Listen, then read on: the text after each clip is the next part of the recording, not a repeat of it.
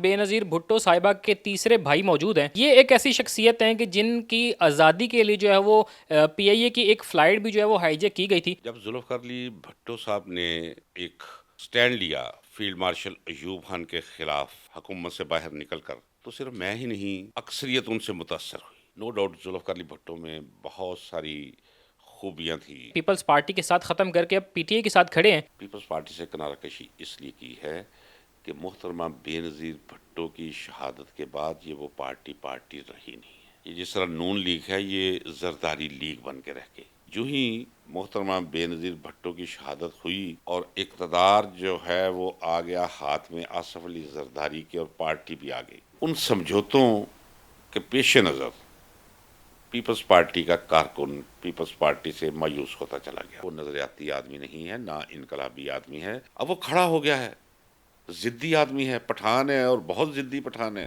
شہرت جتنی شاید ہی کسی کو نصیب ہو، اس کا نصیب بنی ہے.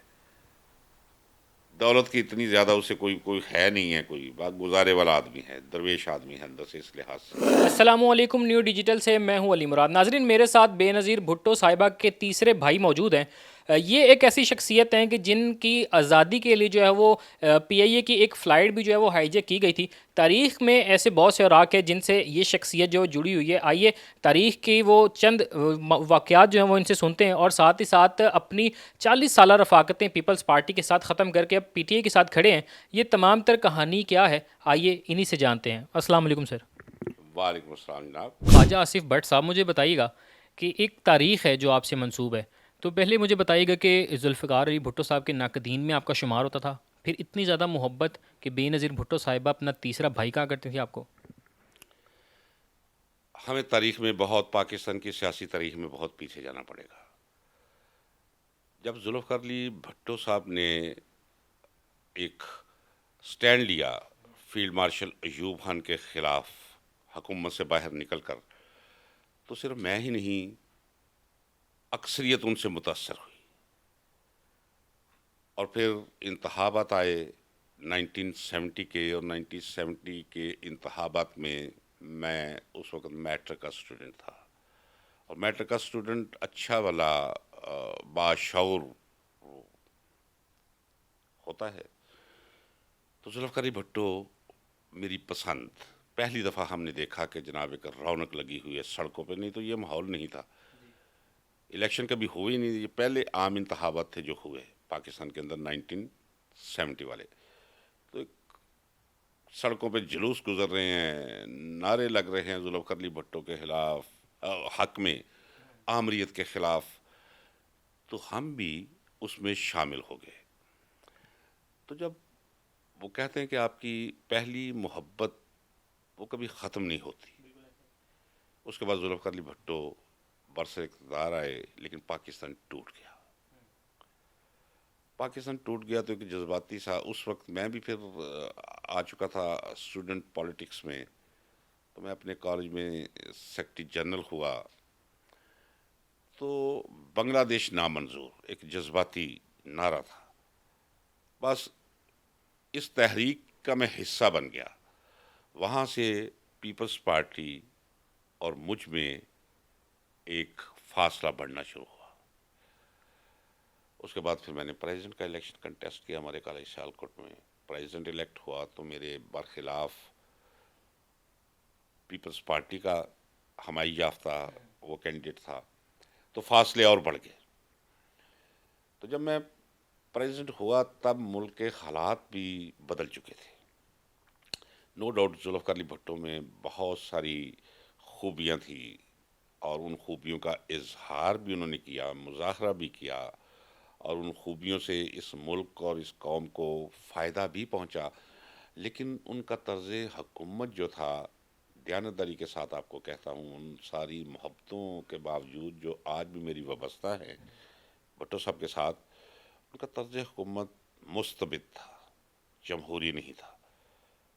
جو زبان کھولے اس کی زبان بند کر دو، جو سر اٹھائے اس کا سر دبا دو، یہ ماحول تھا پاکستان کے اندر. تو میری اسٹوڈنٹ پالیٹکس اس کا ریئیکشن تھی. اور غالباً انہی دنوں میں جیل کا بھی سامنا آپ کو جو ہے قید کاٹنی پڑی. جی جی. تو میں سب سے پہلے جو گرفتار ہوا بنگلہ دیش نام منظور کی تحریک میں گرفتار ہوا. اس کے بعد پھر 77 تک کوئی 4 دفعہ میں گرفتار ہوا اور Sialkot jail, Gujranwala jail, Gujrat jail, Shahpur jail, camp jail Lahore, ان جیلوں میں پھرایا گیا. اب آپ اندازہ کر سکتے ہیں کہ وہ میری پالیٹکس کا جو آغاز تھا وہ ذوالفقار علی بھٹو کے حق میں نکلنے والے جلوس اور جلسے اور باقی سارا تقریباً ان کا 4 سالہ دور میرے قید و بند کا دور تھا. 1981 میں پی آئی اے کا ایک جہاز جو ہے وہ ہائی جیک کیا جاتا ہے جسے افغانستان لے کے جایا گیا. تو بتائیے گا کہ الذوالفقار تنظیم کے کون کون سی نمایاں شخصیات جو ہیں اس میں ملوث تھیں, اور آپ 4 لوگ جو جیل میں قید تھے, آپ لوگوں کا بتائیے گا کہ آپ کے ساتھ کون کون ساتھی تھے. دیکھیے, جیل میں تو ہم موجود تھے پچھلے 2.25 سال سے. جب ہائی جیکنگ ہوئی اور یہ طے پا گیا کہ اب گورنمنٹ سرنڈر کر گئی ہے اور ہمیں رہا کرنے والی ہے, تو پھر پنجاب کے لوگوں کو اور کے کے لوگوں کو ایک جگہ پہ اکٹھا کر دیا گیا لاہور کے اندر. اس میں ڈاکٹر غلام حسین تھے, طارق بشیر چیمہ, رضا ربانی کے چھوٹے بھائی راشد ربانی, علی حیدر شاہ, شاہ محمد شاہ, بہت بڑے وہ لیڈر ہیں سندھ کے آج بھی, قادر بخش جتوئی, کرنل حبیب, اسی طرح ساری شخصیات تھی ساری. آخر جنہیں چھڑوایا گیا تھا, کوئی ایسی بات تو نہیں تھی. میں تو سب کو کہوں گا کہ سب بہت بھاری بھرکم شخصیات تھی. تو یہ 54 لوگ تھے ہم جنہیں رہا کروایا گیا. سر سینیریو بتائیے گا کہ ہائی جیکنگ جب کی گئی تو اس میں ڈیمانڈز جو ہوتی ہیں, ظاہر سی بات ہے کہ اگر ہائی جیکرز کی جانب سے ڈیمانڈز کی گئیں تو وہ گورنمنٹ نے فوری نہیں مانی ہوگی. تو وہ سینیریو ذرا بتائیں کہ مطالبات منوانے کے لیے کیا کیا کیا گیا. دیکھیے, ہائی جیکنگ ہو گئی اور انہوں نے کوئی 100 لوگوں کا نام دیا, بلکہ 100 سے زائد تھے, جن میں سے پھر 54 لوگوں پہ آ کے سمجھوتا ہوا. اور خیال یہ تھا کہ چونکہ ہائی جیکرز نے ایک میجر طارق رحیم کابل میں اسے گولی مار کے اس کی لاش فرش پر پھینک دی تھی ایئرپورٹ کی, تو گورنمنٹ ہل گئی تھی. اس کے بعد طیارہ کابل کی بجائے لے جایا گیا دمشق. پھر مذاکرات ہوتے رہے.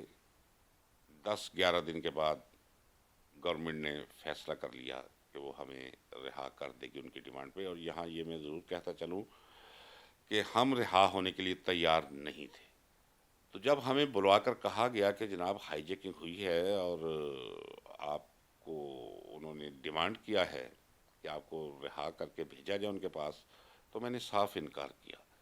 اور یہ انکار صرف زبانی نہیں تھا. پھر انہوں نے ملک کی تمام خفیہ ایجنسیوں کے نمائندے جیل آئے ہوئے تھے. رات کے تقریباً 11:30-12 بجے کا وقت تھا.